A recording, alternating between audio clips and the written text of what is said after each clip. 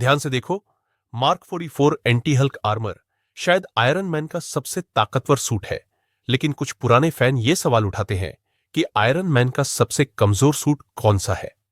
Iron man ने mark 1 से लेकर मार्क 85 तक कुल 85 सूट बनाए हैं। हर एक सूट की अपनी खूबियां और कमियां हैं। मेरे विश्लेषण के अनुसार इन्हें 3 चरणों में बांटा जा सकता है। पहला चरण, मार्क 2 जैसे बेस मॉडल पर बने सूट, जैसे कि मार्क 5 ब्रीफकेस वाला सूट जिसका मुख्य उद्देश्य आपातकाल में जल्दी पहनना है, और मार्क फ्लाइट पॉड सूट जो मुख्यतः रेस्क्यू ऑपरेशन के लिए बना था। दूसरा चरण मार्क 42 से शुरू हुआ जब आयरन मैन ने आर्टिफिशियल इंटेलिजेंस को अपनाया।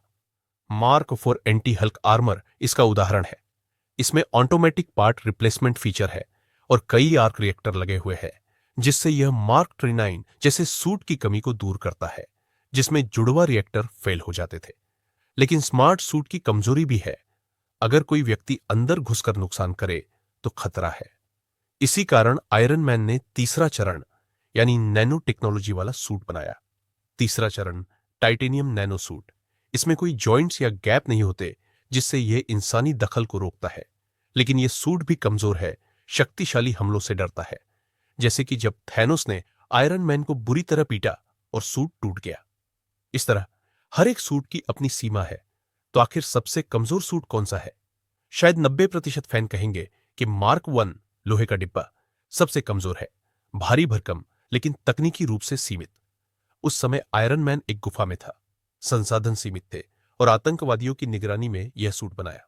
फिर भी मार्क 1 ने आयरन मैन को आतंकवादियों से लड़ने और उनकी कैद से भागने में मदद की। इसलिए यह सूट एक मील का पत्थर माना जाता है, न कि ताकतवर या कमजोर। मेरे अनुसार सबसे कमजोर सूट मार्क 2 मॉडल है। यह टाइटेनियम एलॉय से बना है। हथियारों में सिर्फ हथेली की रैपल्सर बीम है, बाकी सब फिजिकल अटैक पर निर्भर है। और इसका सबसे बड़ा खतरा सिर्फ एक रिएक्टर है, वो भी छाती पर, जैसे कि कैप्टन अमेरिका।